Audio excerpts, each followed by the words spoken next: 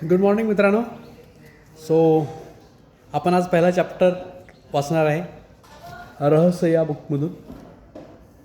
तर सुरुवातीला पहिल्या चॅप्टरमध्ये जे महान विचारवंत आहेत किंवा ज्यांनी रहस्य आपल्या जीवनामध्ये अनुभवलं आहे आणि ज्यांनी आपल्या स्वतःवरती प्रयोग केला आहे अशा विचारवंतांचे विचार दिलेले आहेत. तर मी वाचतो आहे.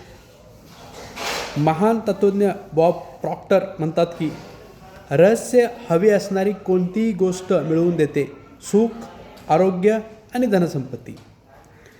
जो विटाल म्हणतात जो विटाल हे मेटाफिजिशियन आणि मार्केटिंग विशेषज्ञ लेखक आहेत. ते म्हणतात तुम्हाला जे हवं ते तुम्ही मिळवू शकता, करू शकता किंवा बनवू शकता. जॉन अश्राफ, धनार्जन, उद्योजक आणि विशेषज्ञ म्हणतात आपण जी गोष्ट मिळवायची ठरवतो, ज्या गोष्टी स्वतःसाठी निवड करतो ती आपण मिळवू शकतो. ती गोष्ट कितीही मोठी आहे याचा विचार मी कधीही केलेला नाही, असं कोण म्हणतात? जॉन अश्राफ. जॉन डेमार्टी म्हणतात रहस्य हेच जीवनाचं महान रहस्य आहे.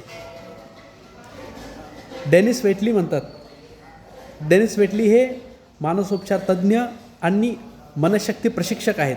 ते म्हणतात भूतकाळातील ज्या प्रमुख व्यक्ती रहस्य जाणत होत्या त्यांनी ही शक्ती केवळ स्वतःपाशीच राखून ठेवली आणि इतरांना ती कळू द्यायची नव्हती. त्यांनी सर्वसामान्य लोकांना या बाबतीत अंधारात ठेवलं, अज्ञानी ठेवलं. या चक्रात फिरत असता मनशक्तीचा उपयोग ते करत नव्हते, म्हणजे ते आपल्या स्वतःच्या मनशक्तीचा उपयोग करत नव्हते आणि याचा इतिहास साक्ष आहे. मायकल बर्नार्ड बेनविथ म्हणतात हे विचारवंत आणि अगेप इंटरनॅशनल स्पिरिच्युअल सेंटरचे संस्थापक आहेत. ते म्हणतात मी अनेकांच्या जीवनात कित्येक चमत्कार होताना पाहिले आहेत. वित्तीय चमत्कार, शारीरिक उपचार संबंधाचे चमत्कार, मानसोपचारांच्या क्षेत्रातील चमत्कार, नातेसंबंध सुधारणाविषयीचे चमत्कार. रहस्य नेमके काय आहे याच्यावरती बॉब प्रॉक्टरचे विचार हे आहेत. तर तुम्ही याच्याबाबत हैराण होऊ नका.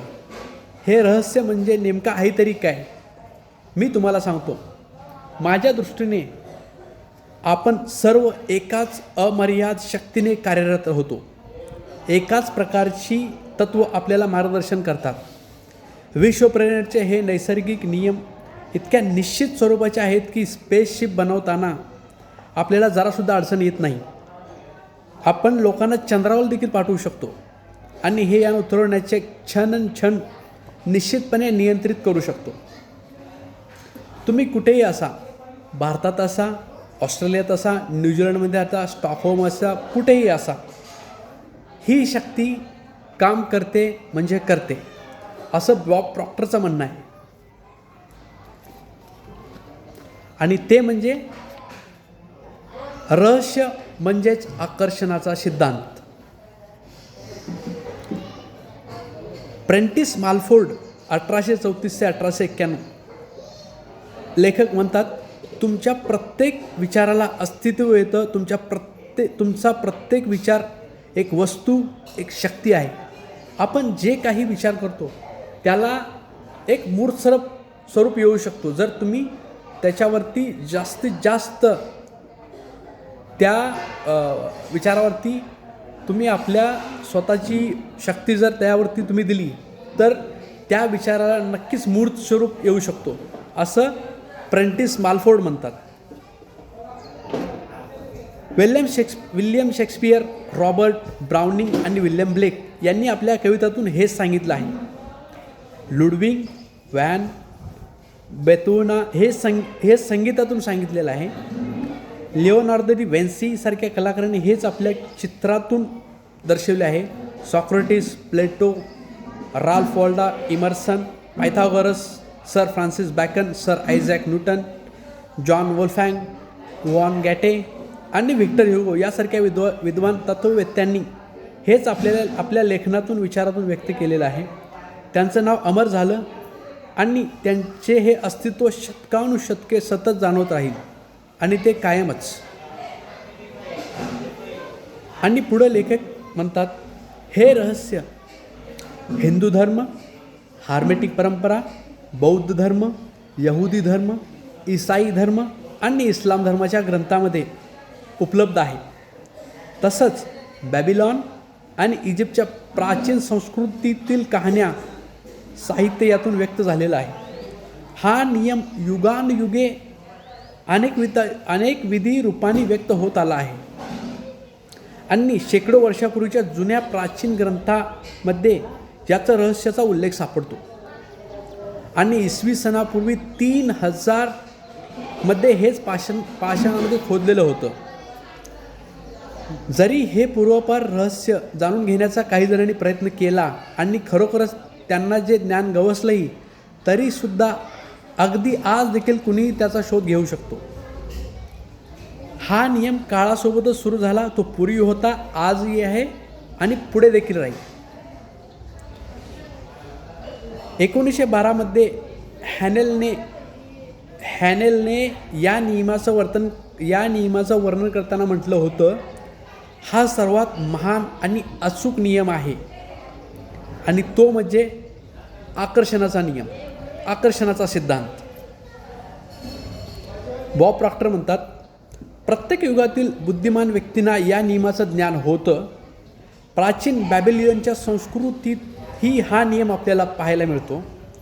त्यांना हे ज्ञान होतं. खरं तर हे ज्ञान खूप कमी, अगदी काही निवडक व्यक्तीपूर्वीच मर्यादित होतं. इतिहासकार आणि विद्वानांनी पुरातन बॅबिलॉन संस्कृतीविषयी आणि या संस्कृतीच्या समृद्धीबाबत तपशीलवार लिहून ठेवला आहे. जगातील 7 आश्चर्यापैकी एक हँगिंग गार्डन्स याच बॅबिलॉन संस्कृतीची देणगी आहे. या लोकांनी वैश्विक नियम समजून घेतले, उपयोगात आणले, त्यामुळेच ती जगातील सर्वात वैभवशाली संस्कृतीपैकी एक संस्कृती गणली गेली. या रहस्याचा उपयोग करून लोकांनी आपल्या जीवनात संपत्ती आकर्षित केली. जाणून बुजून, विचारपूर्वक असेल किंवा नकळत, असे लोक नेहमी संपत्ती, समृद्धी, विपुलतेचा विचार करीत असतात. त्यांचे सर्वात प्रबळ विचार हे संपत्तीविषयकच असतात. जे लोक भरपूर संपत्ती मिळवले आहेत, त्यांचे विचार जर तुम्ही बघितले तर ते नेहमी संपत्तीविषयीच असतात. एखादा श्रीमंत व्यक्ती नेहमी हे पैशाबाबतच बोलत असतो, हे बॉब प्रॉक्टर म्हणतात. रहस्य आणि क्रियाशील आकर्षणाचा नियम समजावून सांगण्यासाठी एक उत्तम उदाहरण. तुम्ही अशा व्यक्तींना ओळखत असाल ज्यांनी मुबलक संपत्ती मिळवली आणि घालवली, परंतु काही काळानंतर पुन्हा परत ती मिळवली. असं का घडलं? त्यांना हे कळलं असेल किंवा नसेलही, पण घडलं हेच की आधी त्यांचे प्रबळ विचार हे श्रीमंतीबद्दलच होते, त्यामुळे ते श्रीमंत झाले. आणि परत पैसा एकदा आल्यानंतर परत त्यांना पैसा जाईल या भीतीने त्यांना ग्रासलं गेलं, त्याच्यामुळं परत ती संपत्ती निघून गेली.